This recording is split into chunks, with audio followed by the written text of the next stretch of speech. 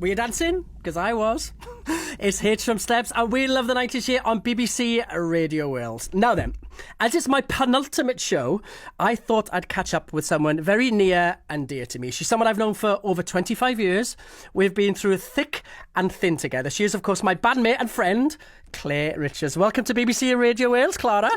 Claire Richards, it's very formal of you. But that is your, and I guess that is your professional name, so we shall go by that name. Was that okay? Well, either that or Claire from Steps, which is what most people my middle call name, us, isn't it? My middle name is always From, and my surname is Steps. Yeah, from now on. Yeah, now, me too. You know everything about me, so I'm going to be uber nice to you because this is live. Oh, well, that'll make a change, won't it?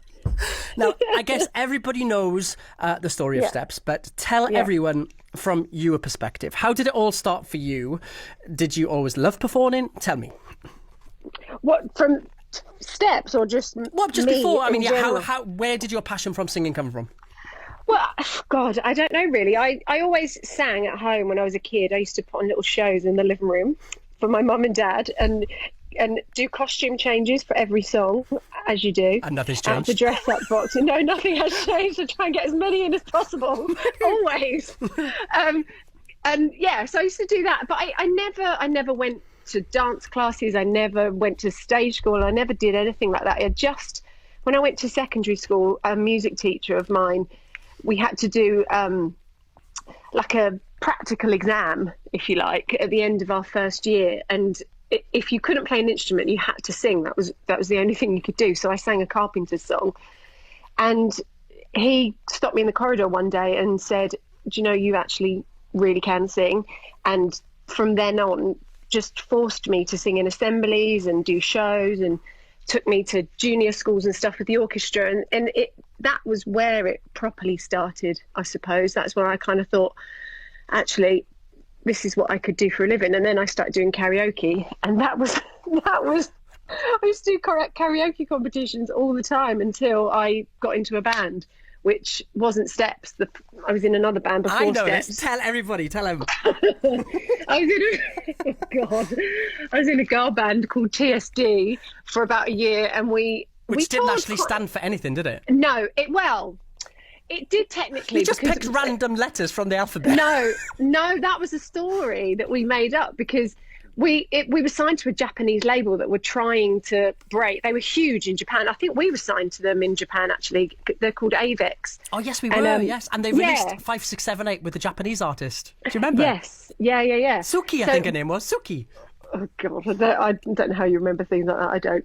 I don't. Yeah, we were signed to them, and they were trying to branch out into the UK. So they wanted to call us the Scan Dolls, like as in. So it was a play on Scandal, but the Scan Dolls. Yeah, I got it. It just wasn't very funny. Yeah, well, exactly, and that's why the record company, all the British people in the record label were like, "No, we can't. Let's just shorten it to TSD." And then everyone kept saying, "What does TSD stand for?" So we just made up the story that we each picked a Scrabble letter out of a bag, and that was why we were called TSD. It's actually a shocking story, I'm just saying. Yeah, it's terrible. I know it's terrible, but we told everybody that story. But so, you know, you were pretty much, compared to the rest of us in the band, you were like a seasoned professional because you'd already had a record deal. How did it feel? Because you'd already been in the sport. How did it feel walking into those PWL studios for the first time? I mean, for me, it was just like a life-changing moment. You know, looking at the walls full of discs, there was Kylie and Jason and Rick and Sonia. How did you feel? God, it was amazing, wasn't it? And it was very different. I had a record deal, and we'd spent an entire year touring with Backstreet Boys and Ant and Dec and Peter Andre. And that was with the girl band, all right? Yeah, that was with the girl band. So I'd kind of done that side of it and we'd recorded a bit, but we never did an album, and certainly not with an iconic studio like PWL. And you know, meeting Pete, and that was my teenage years with that whole Stocklake Waterman period. You know, that's what I loved listening to. I had a poster of Rick Astley next to my bed, and I had Kylie's album, and so yeah, going in there for the first time was really exciting. Although I don't think the producers were that were that pleased to having to record 5, 6, 7, 8. I remember them saying, Yeah, but come on, it wasn't exactly the coolest record on the planet. "No, they didn't even put their names on it, did they?" But do you know what? But it launched us, and Yeah. look what happened after. I mean, and the rest is history, right? Yeah, absolutely, and thank God. We've got a lot to thank 5, 6, 7, 8 for. I don't think it started off as one thing and became what it is today, really. That we were meant to be a line dancing band forever and always, and thank God Pete saw something else in us. I was clearing out the garage the other day, and I found, I've got boxes and boxes of memorabilia, as you have. Yeah. But I found our demos for the follow-up singles after 5, 6, 7, 8. Oh, God. Stomp in, my feet to the rhythm. Stomp in, my feet to the beat. Stomp in. When I see you next, I'm going to bring them in, and if I can find a tape player, and we'll over a bottle of gin, Oh my God. we will reminisce. Do I remember recording, wasn't that in like a downstairs loo that had been draped in a sheet to look like a vocal booth? Yeah, the microphone was actually over the loo, and there was, I think, a shower curtain just to muffle the noise. Yeah, that is shocking. At least we worked for it, I tell you that much. Absolutely. It wasn't handed on a plate, if anybody thinks it was. But we worked so hard. I mean, at one point, everybody said we were the hardest working band in pop. What moments and what achievements are you so proud of during our time in Steps? Do you know what? I think, for me, looking back, I don't know if I was proud then. I think we were so wrapped up in it, we were just doing it. But I think for me, it's almost just the knowledge, knowing that most of the industry kind of thought we were a bit of a joke. Mm-hmm. But I was proud knowing that we had sold out Wembley Arena 9 times or something. Or at one point we held the record, didn't we, for the amount of shows there? And I think Westlife are the only people that have done more than us, but that's, they went on for longer than us and had more opportunity, I suppose. But I think it's moments like that really is realising that, do you know what? We've got such loyal fans who always bought a ticket, always bought the album, and we proved everybody so wrong that thought we were just a bit of a one-off and a novelty and a bit of a joke. I think that's what makes me proud. I think the turning point for us, and in my head, was probably One for Sorrow. Because obviously we did a pure pop number after 5, 6, 7, 8, which was a Bananarama cover. Yeah, which was a cover. It wasn't ours, was it? But it didn't actually it wasn't massively commercially successful, was it? It was obviously Last Thing on My Mind, and I don't even think it hit the top 40. And Bananarama, it didn't. It was like 98 or something. Yeah, and then Pete had that light bulb moment, and he wanted us to re-record it. And for us, that bridged the gap to the Steps that everybody knows today. Yeah, I remember hearing their version of that for the first time. I remember we played it, and it was a bit Christmassy. What did you think? Jingle bells on it. I thought, oh my God. But I thought no. Yeah, I think we all did. Oh, this is such a mistake.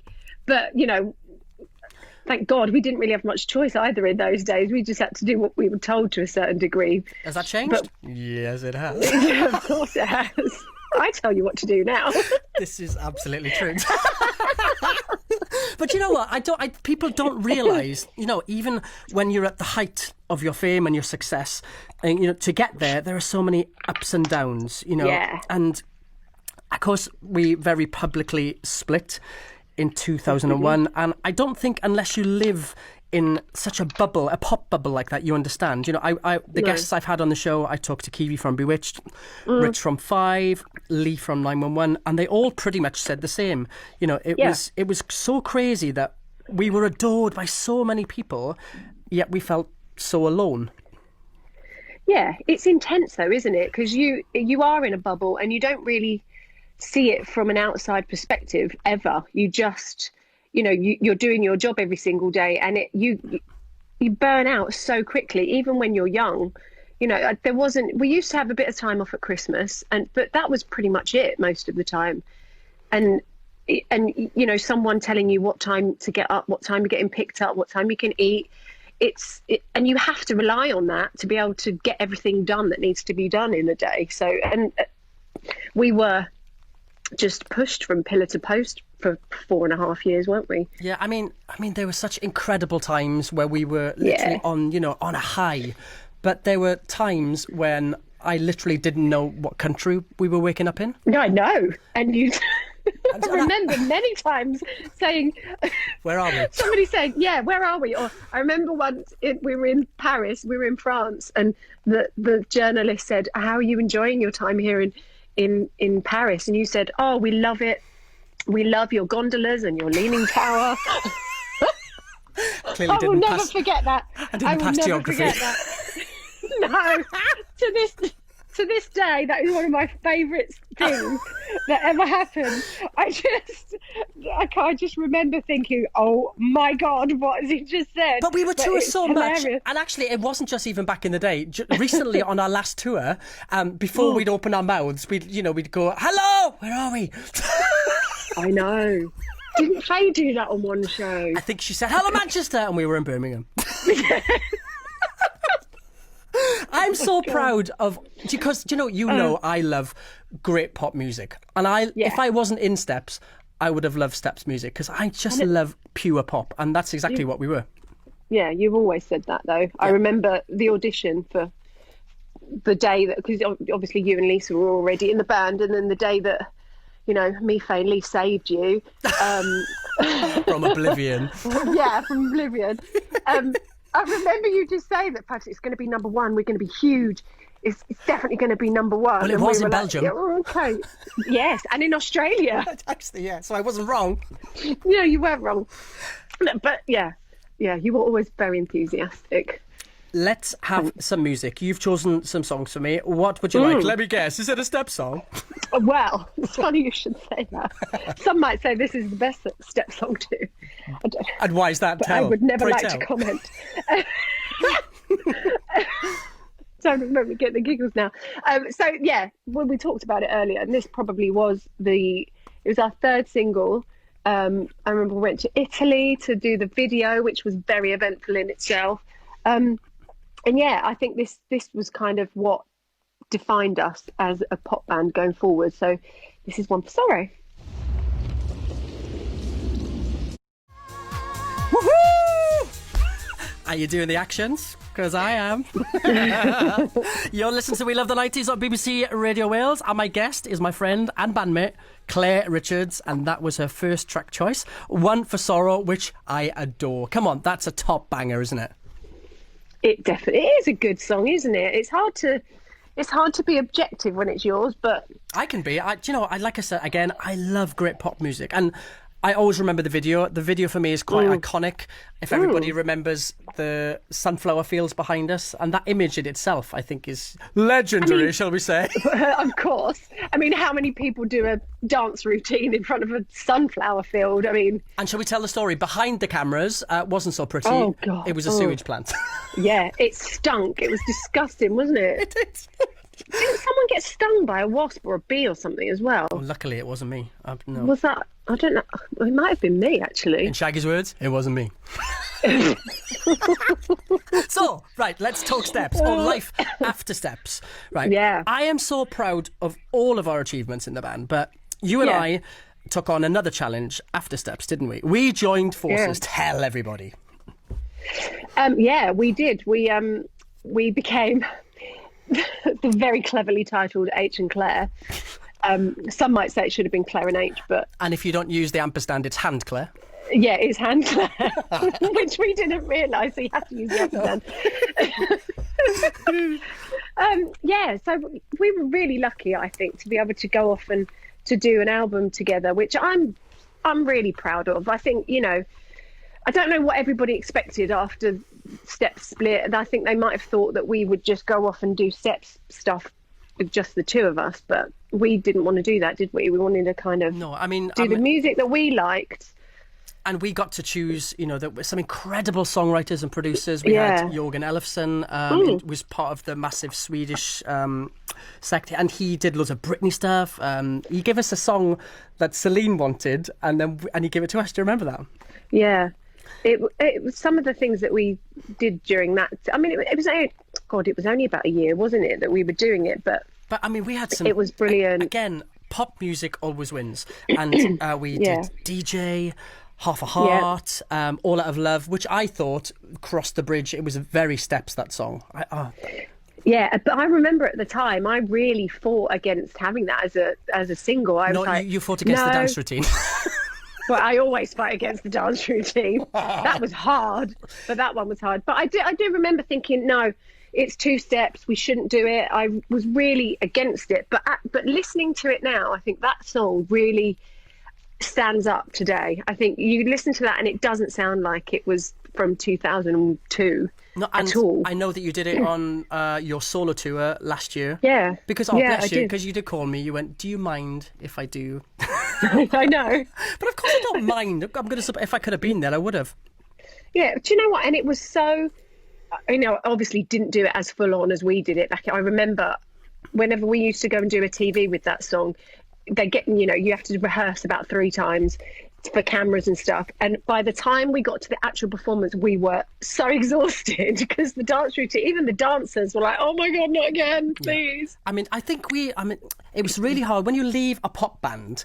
Yeah. You're pigeonholed and everybody expects you to do one thing. And like you said, we tried to do something else. And sometimes, they expect you to do something and you're like, oh, and we tried to combine. We actually did. We took on 2 jobs. We had SMTV to present, so we took over. I think it must have been for about 9 months. We did SMTV. Yeah, it was a long time. And actually, so we were filming yesterday, weren't we? And we can tell everybody it's fine because people have been speculating that there has been there's not a Hitch and Claire a-thon, a reunion. We actually did some filming yesterday for SMTV. And they're just doing a celebration of SMTV, and I think mainly because both of us presented it and we were probably on there more than any other band. We did it was lovely actually, wasn't it? We were watching clips of all our performances and our sketches. It's bizarre though because I know that we were there and we did it, but watching them back, I don't remember at all doing it. I look at that person and it feels like it was somebody totally different. It's so weird, but amazing to reminisce and look back on. It was such an amazing time. It was so good. And that year that we spent together doing the album and stuff, I loved it. It was brilliant. And I'm so proud of that album. I really am. Yeah, I'm proud of that whole year. And I know it went off, to a sticky start, but it was just so iconic for me, especially at the SMTV, because we were talking about it yesterday on camera, that it was the perfect marriage. Because you used to go on SMTV and you weren't afraid to make a fool of yourself. You were given, comedy teeth, glasses and a big old afro wig. But the same in Steps. Everybody thought we were taking ourselves really seriously. But really we look like tropical fruits. We look like bananas. We knew that. Yeah. So, we did. But that was the point. And it was almost like a youth club on a Saturday. We'd always meet our pop peers. So there would be Five or Bewitched or... And then you'd see in the corner Mariah Carey just, rehearsing Chums or... Yeah. Do you remember? Or was that just a blur? It is a little bit of a blur, but and you kind of, you forget which weeks were what. I mean, I remember being there when I think it was Posh did her first performance of the single she did with Dane. It was like her first solo single. I remember that. Everybody just being in the studio watching. Yes, and we were presented. I remember it, and we were sat on the sofa. I was sat on next to Victoria, and I said to her, everybody's afraid to talk to you. And she went, no, I wish they would just come and speak to me. So, and I remember that, literally. And she was there, when she had all the leather on and she had a bandana on. Red leather. And I just remember thinking how incredibly lonely to be so successful and you just feel so isolated. It was just really sad. Oh, I know, but she did really well. I mean, come on. Yeah, she did really well. I'm sure she's fine now. Let's play some more pop tunes, shall we? Yes. I want to go way, way back to a song we've just talked about. And you've chose it. Tell everybody. Yeah, it's not necessarily 90s though, is it? But I think we should. It's be my allowed. show. We can do what we want. Yeah, you can do what we want. Do you know what the one thing I remember about this song is when we went to Miami to do the video for it. And I have to this day, I don't think I've ever had so much fun on a trip to go and do a video. I don't know how we blagged it, but we managed to be in Miami for about a week. Yeah, on like a billionaire's yacht, wasn't it? It was just incredible. I think it was. Didn't we film it in the Budweiser family's house in the Florida Keys or something? The whole trip for me was amazing. I think, from you having a fake tan to both dare of us having a fake tan. I've got a natural Welsh tan. We were in Florida. We had to go and have a fake tan because we were both so pale. To filming it, to go, just the whole trip was amazing. And to this day, I don't think I've ever enjoyed a video shoot as much as I enjoyed this one. So, and it was our first single together as a duo. So yeah, this is DJ.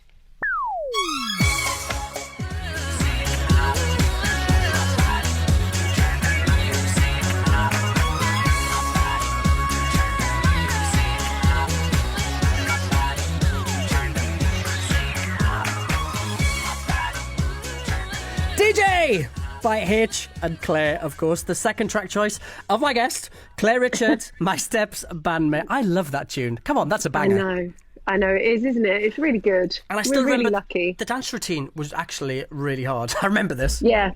Well, we had it?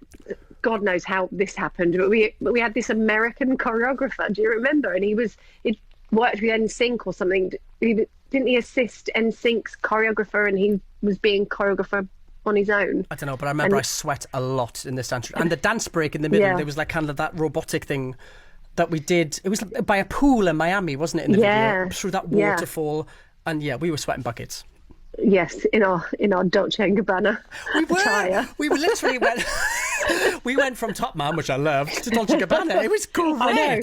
We were obsessed, weren't we? Yeah, and the budget went right out the window. I remember doing this on SMTV for the first time, and I had, loud and proud, I had embellished on my T-shirt by Dolce & Gabbana's embroiderers a Welsh flag.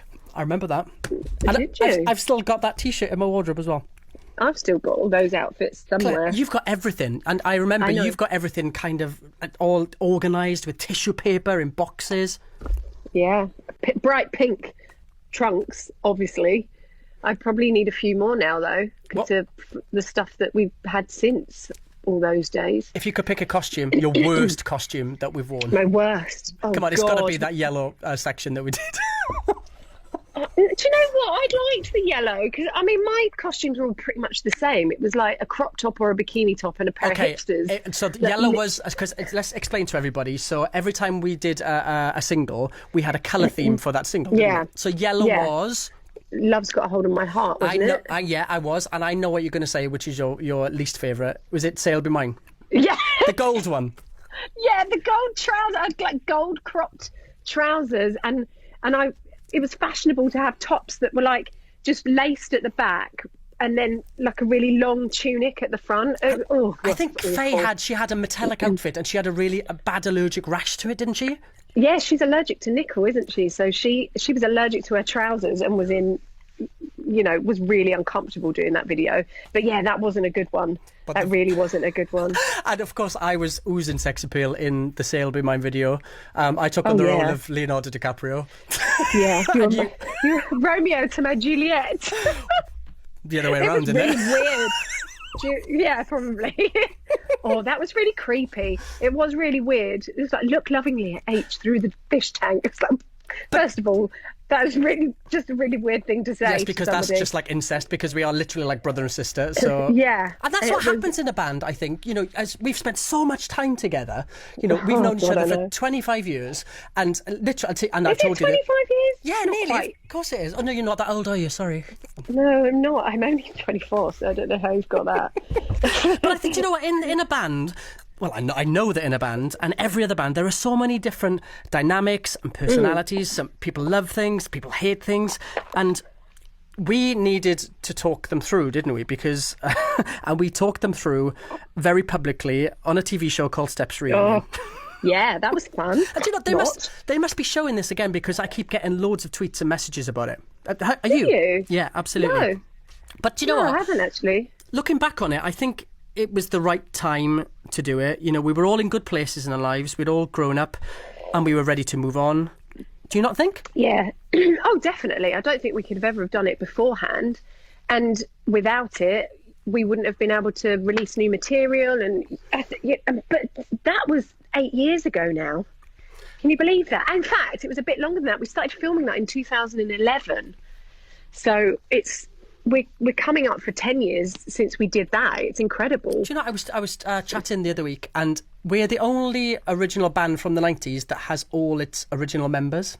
So when you think of, obviously Take That, or even the Spice Girls, or name some more. We've never... Five, and now three, S Club 7, now two. They've done it with three of them sometimes. I know, and I think we've always said that, haven't we? That if it wasn't all five of us, we wouldn't do it, because there's something... On paper, steps really shouldn't work, I think. It really shouldn't be a thing. But I've always said that when we are on stage together, there's just something that happens. There's like a chemistry that makes it magic, and not just for us, but for the audience. And I think to this day, I think it's still like that. I mean,